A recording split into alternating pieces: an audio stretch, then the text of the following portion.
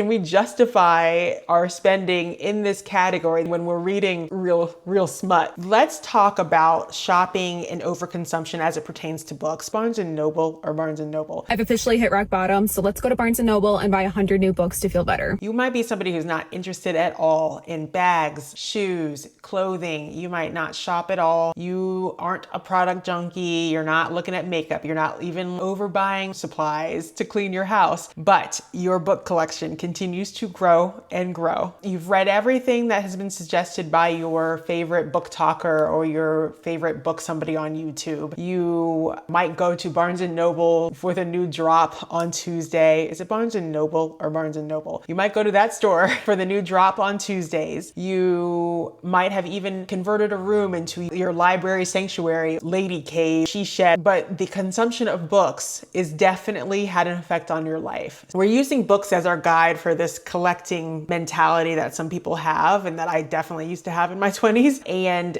I'm not pooping all over people who have collections of things. I'm not pooping all over people who have libraries and collect books. But I think it is important to actually examine these kind of behaviors and see if it is one of those things that is rooted in that dopamine shopping anticipation cycle. I want to discuss the financial ramifications of collecting things, especially books, new books, shopping behavior, because I really like to talk about shopping, especially from the book point of view. If we're talking about clothes, for instance, you can have people who look down on certain people for buying expensive bags or a lot of clothes, but it's less so for books. And why is that? And it's because books, reading is actually a good thing to do. So I want to talk about why it's more of a permissive category to overconsume. And there is overconsumption. If the rate of our buying books is not equivalent to the rate we're reading them, then we are engaged in that dopamine cycle. Books and book shopping, it is a permissive shopping category, just like health foods, certain spending on travel, and definitely like fitness. And so it's one of those that should not go unexamined just because it is a permissive category, because you can still waste a lot of money or spend a lot of money that is unnecessary because it is socially acceptable. At the end, I'll give some suggestions for the people who love the books as I do. My mother is a voracious reader. My father was as well. I've always been a reader. I remember when I couldn't read and I was so excited to read, I would lament the fact that my big brother had homework and I did not have any yet. I remember at 3 or 4 when he came home with his homework, I was like, I cannot wait to be able to read. And so when I could start reading, there were some teen books like L.J. Smith, who did The Vampire Diaries. When that came out, I was reading all of those. I was reading The Secret Circle and, oh gosh, what was it called? Dark Visions. If anybody out there has read Dark Vision, they were like psychic kind of people, please comment below, because I swear nobody else knows about this. Anyway, those were the teen books, but at that time I was reading Anne Rice, The Vampire Lestat. I don't even remember what the other books were, but I didn't really understand it all and they were a little too probably advanced for me, but it was exciting to read things that were not appropriate for my age. Because I'm reading, I could read anything. Unlike rated R movies necessarily, it was very much permissive to read a rated R book. That's where I'm coming from, and I used to collect books. Books are a part of my parents' house, so I'm used to seeing them as not necessarily decor. The books weren't decor. It was a fact that we had books. We have collection. My father was somebody who followed his interest through books. So if I moved to a certain city, he was going to have all the research about the history of that and find interesting author perspectives. He would buy things for good authors to sign. He would buy first editions of things. So his collection is vast, as is my mother's. So it wasn't like the Chanel coffee table book necessarily. It was just these books that sparked my parents' interest that were always around. So I also had books when I was moving. I was moving every 2 years in my 20s and 30s, and I was lugging a bunch of books around. And finally, when I realized that the more stuff you have, the more stuff you have to move, then I just gave away a ton of them, because I'm also not a big book rereader. So that's also something you should know about yourself. If you don't reread books, there's no reason they should be sitting around in your house, unless you really love them as decor, and that's fine. Anyway, that's my perspective. And with that, again, I'm not saying anything bad about the people who collect books. What I have in the background is all that I really have in my house book-wise. I have some coffee table books from my parents' house. I like having books around in general. It's just, I also really hate clutter. And when there are things around that I'm not going to read again, you have to maintain shelves, you have to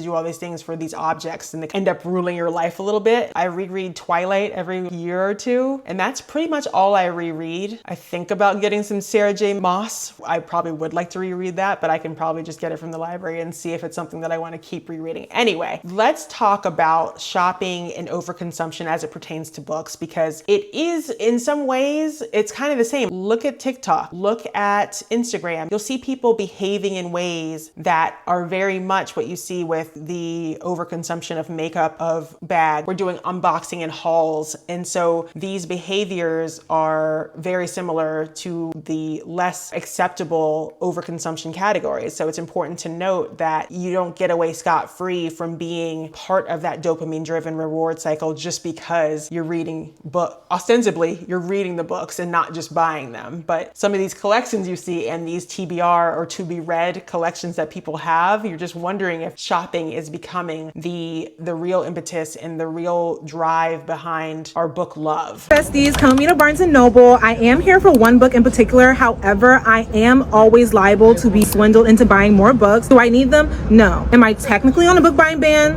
Possibly. However, let's see what they got, because if I want it, I'm gonna get it. The math, and I own $3,000 worth of books.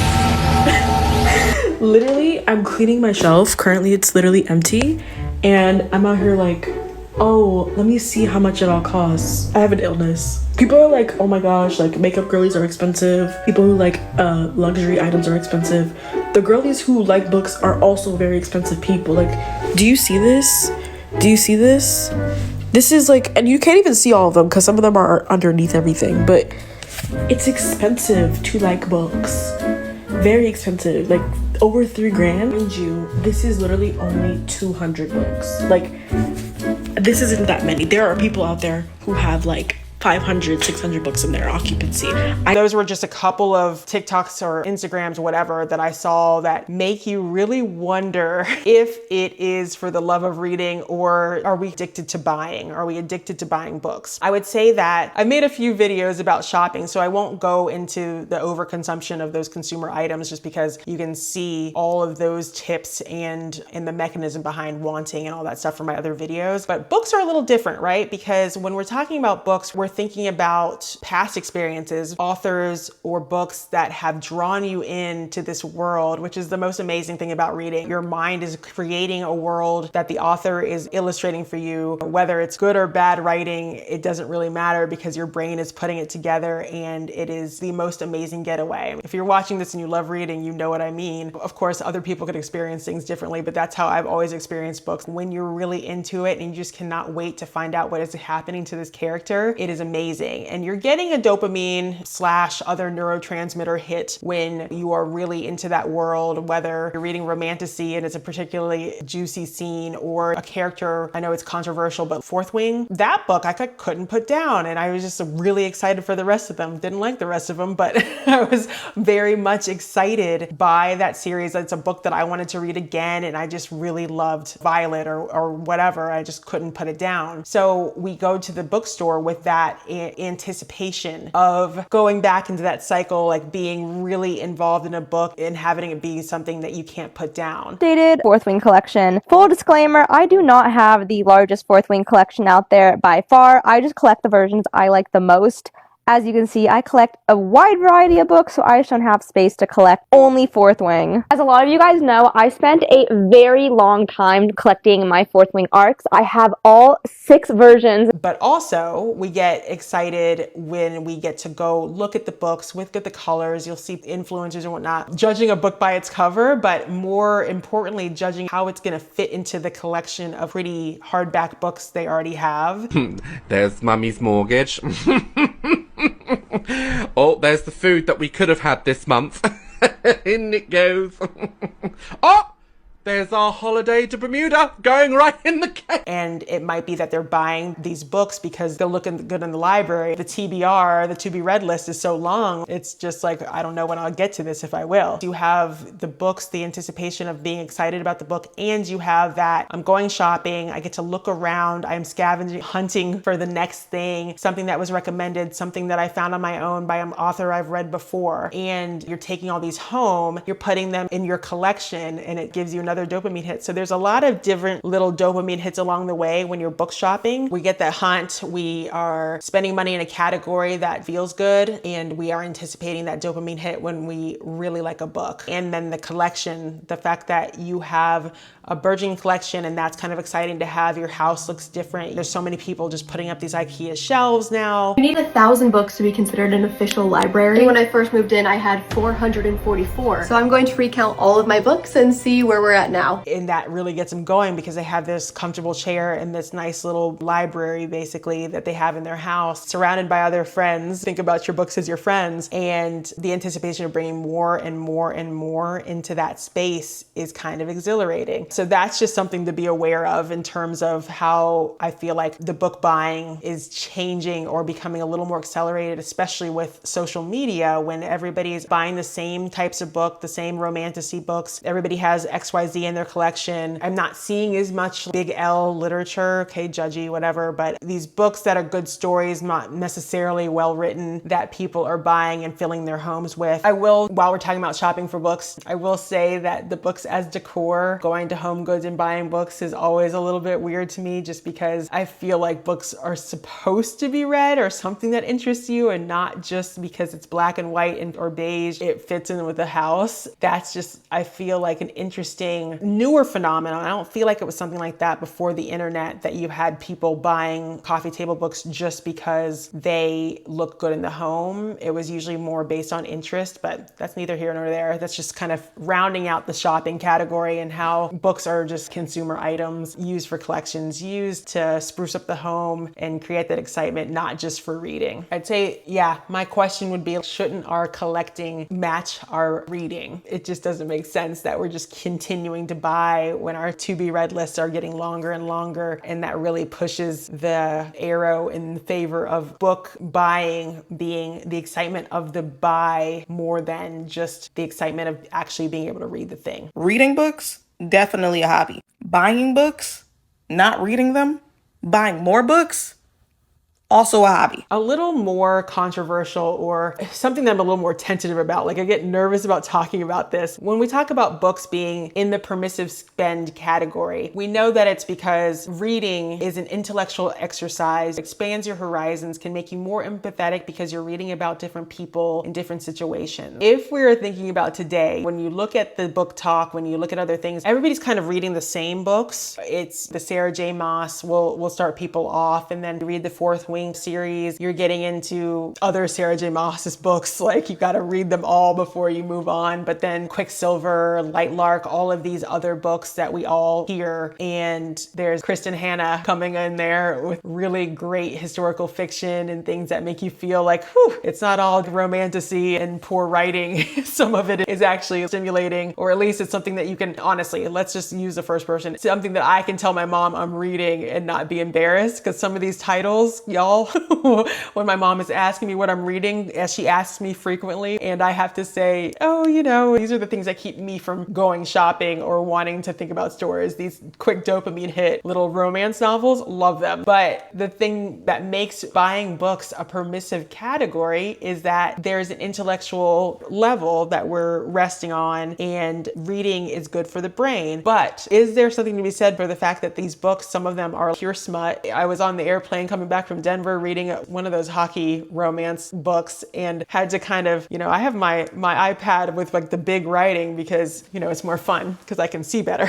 So I'm cheating myself to the side so that the person who's behind me diagonally doesn't see what I'm reading, because it is smut to the T, okay? So can we justify our spending in this category, this permissive category that is based on intellectualism and based on reading is good for the brain, when we're reading real smut, fun things? In my opinion, yes, I do think that reading justifies just about anything. I do think that it's a permissive category for a reason. I know this is maybe an unexpected take, but I feel like these days, the ability to sit down and just read quietly by yourself, I just don't feel like many people can do that anymore. I think it's becoming harder and harder for some. Being alone is harder, I feel like, for some people. And I think that a lot of people people if they could read books, even if they're the smutty greatness that is all the things that the book talkers love and that I love their suggestions for. If people could sit with themselves a little more and lose themselves in a book, I think that it would be very helpful for even mental illness. I might be wrong about that, but I do feel like people have lost the ability to sit and be quiet and not feel the need to look at a screen or hear somebody or have plans coming up. I think that those romance novels, all those smutty whatevers, I think they're great because I think they give us a doorway into other worlds. I think we hear the suggestion of Kristen Hanna. I think we hear the suggestion of other great authors. I think we get interested in, okay, well, if this book is so good, what about something by Harper Lee? Because everybody seems to love that, and you get into the classics. You do understand more about other people, other worlds, and your worldview is not so constrained. So I think reading anything is important, and I think it's a good thing. Anyone who is giving the intellectual, like, oh, you're not reading big L literature, and that doesn't justify buying the books, I think that's incorrect. Read everything, read it all, and don't just stop in this little romantasy category because your dopamine is being spiked predictably. I think move on. The question would be, what can we do to mitigate against that dopamine anticipation cycle of shopping and keeping on buying books and collecting them and everything? The first argument I'd hear from readers, collectors, whatever, is that, oh, we have to have books that open. We really love the weight of a book and all that stuff. Yes, I understand that completely. I felt the same way. If you are only open to reading the books that open and flip, then can we get them from the library? That's the first question. And then can we wait? Can we wait? So I read books on my Kindle. I got over having the books that open and fold.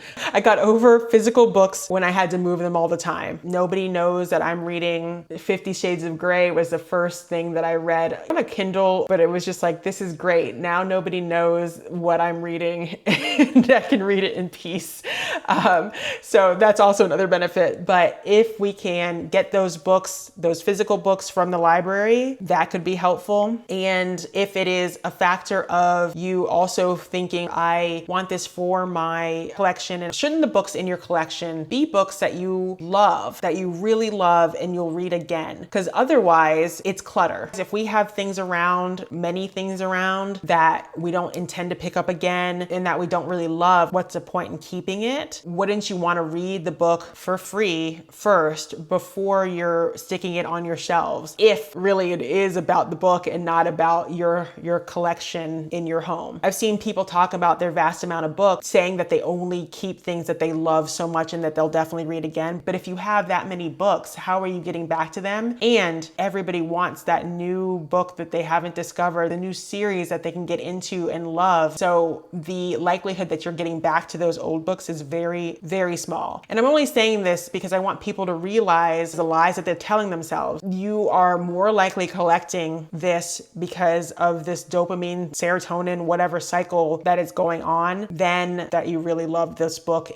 or books and you plan to reread them. Again, it's not to yuck anybody's yum. I'm just trying to get to the underlying issue so that people don't think, oh yes, I plan to read all these, this has to be around me. It's more, what does this whole library collection say about you on Instagram, on TikTok, on social media, in the same way that people who are carrying these very expensive bags might say the same thing. It probably just means something different than you think it does, or that you allow yourself to think it does. And you can, of course, tell me if I'm wrong, 100%. I would be remiss to not say something about your library and the Libby app if you are interested. I don't think everybody just reads books. I think some people are listening to books and some people do have some kind of a Kindle or something that they can read books on, but their favorite thing is to have an actual physical book, and I totally understand that. But if you can get something from the library and learn that you love it before adding it to your collection, I think that's good instead of just buying it. I have the Libby app. I have a big city library that I subscribed to when I lived in a bigger city, and then my medium-sized town has a library as well. So I have two places I can draw from. The big city one, of course, has more options. A lot of things are not available in my small town one. So when I was, for instance, reading Sarah J. Maas, which everybody was obsessed with, I had to wait. I'd get the first book, I'd read it in like 5 seconds, seconds, and then I have to wait maybe a month, maybe 3 months for the next one to come around. But it came around. During those pockets of time when one of the books was really good, I of course wanted to just go and buy the whole series until I saw the whole series was like $179 or something dollars. And I was just like, no, especially if it's something that I don't want to reread, I'm not going to buy that. I slowly got through them over the course of maybe a year, honestly, for I think ACOTAR. I forget which one, I'll put it on the screen, but I got through it very slowly, but it was kind of nice to have it stretched out. And in between them, I got my life back because I would cease to function when I got the book because all I want to do was read it. I read it while I was working out. I read it right before bed. I read it at work if I had a minute. So I was just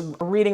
Life would stop and then I could breathe. I got the book read in the 21-day period and then I could wait for the next one. So that's just something that happens. You have other books that you can put on hold. They're changing the way they do holds.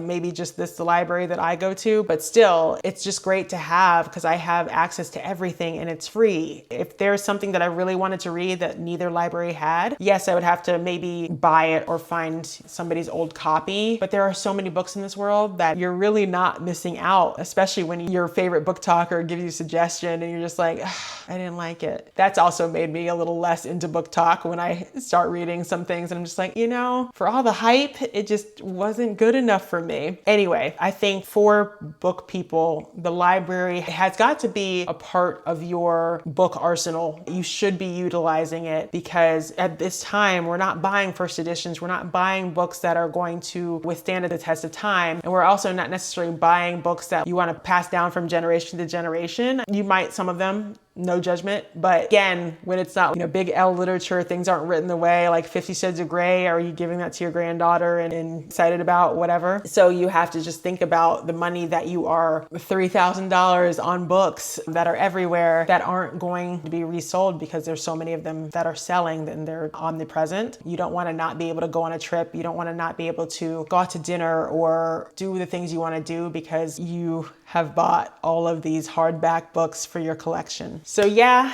just a little video, hopefully, about books, about collecting, about possible underlying reasons for the behaviors you have that might not really have anything to do with reading. Always want to be more aware of our behaviors and what we're doing and the underlying reasons for what we're doing instead of just continuing to do it. And this is not to say get rid of your collections. No one should have a collection of anything. It's all clutter, whatever. It is more to say don't stick too closely to and don't have a fixed mindset about your current actions because you are spending money in an area where you, don't really necessarily have to spend money, and just recognizing that dopamine driven behavior to keep buying the books instead of just reading what you have and then maybe buying more if you need it. That could also help as well. So I would say getting yourself to a TBR that is a few books in the queue at one time and finishing a book before you get a new one, just as you have makeup products, if you're a product junkie, to really slow yourself down, finish the one you have and then buy another one because they're out there, right? There's no need to keep collecting them. And that behavior does say something about an underlying overconsumption, dopamine driven process. And once you know about it, you can do something about it. Have a good day.